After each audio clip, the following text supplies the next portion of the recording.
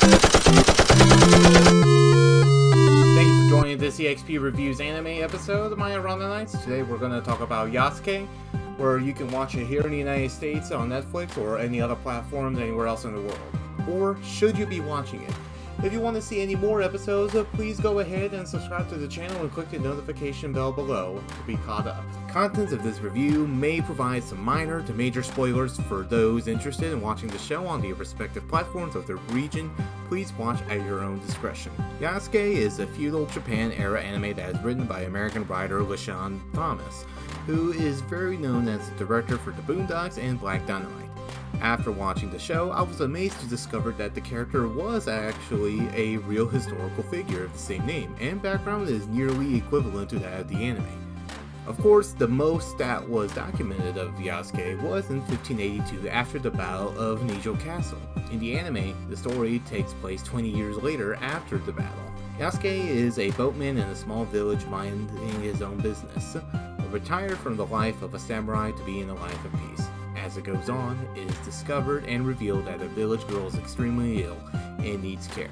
Her own mother convinced Yasuke to take her to a special doctor in another land, but refused at first until he succumbed and decided to make the journey. As I have mentioned, I realized that Yasuke was in fact a real warrior around the same era after I watched the show. The fact that a written story of fiction used a historical character was done for this was rather interesting for me. As someone who highly prefers watching anime stuff for most of the shows, I'm happy to have watched this show in the English dub. Of course, there has been some that I have seen in the past, not necessarily anime. I wanted to say right now, so it is not misportrayed later on in the video, that this review is mostly based on my viewpoint of the English dub, and before I discovered the historical significance of the character, but I may give a clarification or two. In the first episode, in the beginning of the journey, one of the first things I was able to notice was the amazing scenery of the background outside of the character models and design. I don't mean to sound cliche, but this water is definitely real looking for anime standards. There's absolutely no doubt that the art style of the show failed to have me keep my eyes off the show throughout my binge. Same can be said with the use of the robotic mechs, which I find it used to be clunky in anime due to the 3D animations being hit or miss, but it wasn't pushed in front of you too much and I was able to get by and enjoy it well.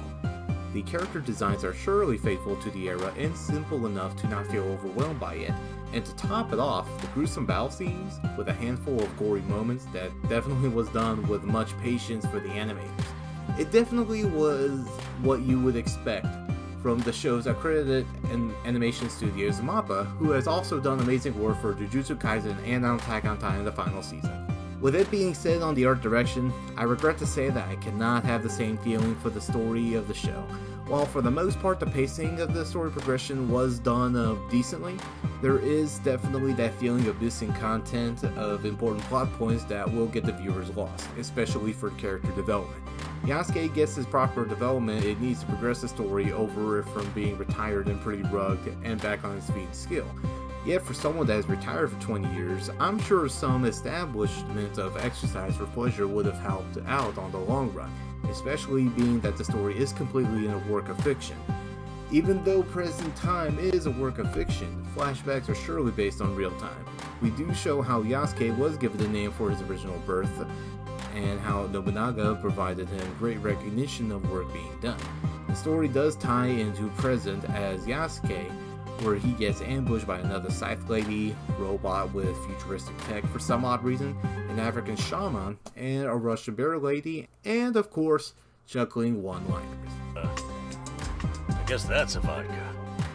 The name of the girl who is ill is Saki, because it can't be anime where main characters are not named after food. She has supernatural powers that was explained is the key of the story, but the story fails to even explain what the power is, except that a few folks have it and another supporting character in the second half of the story. And even before this happens, Saki happens to have still gotten control of the power, but then later on lost control, and then circles back and forth without any consistency. It was never explained how she was able to control it well, as if she is Eleven from Stranger Things throughout the series. I'm not sure that the writers decided to focus on Saki or the title character, because it does seem at some points that it may have some identity crisis. I feel that if the show was given some sort of subtitle alongside Yasuke, then I'm sure that there could have been a better understanding of what the story is trying to be.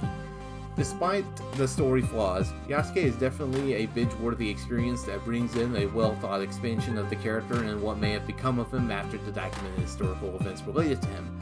A lot of anime watchers, despite knowing the history behind the character or not, will find this enjoyable to watch, as with many feudal or Sengoku era anime and stories. If there are rooms for improvement on the character development side in the future, I truly do believe that it is very possible for a second season to come about. Otherwise, I would just leave this show as a one-series miniseries and expand on other figures or Jed's overall original work. Thank you once again for joining in today. I hope all of you Randonites enjoy this episode. If you want to see more, just come on by and stop and just watch any new content.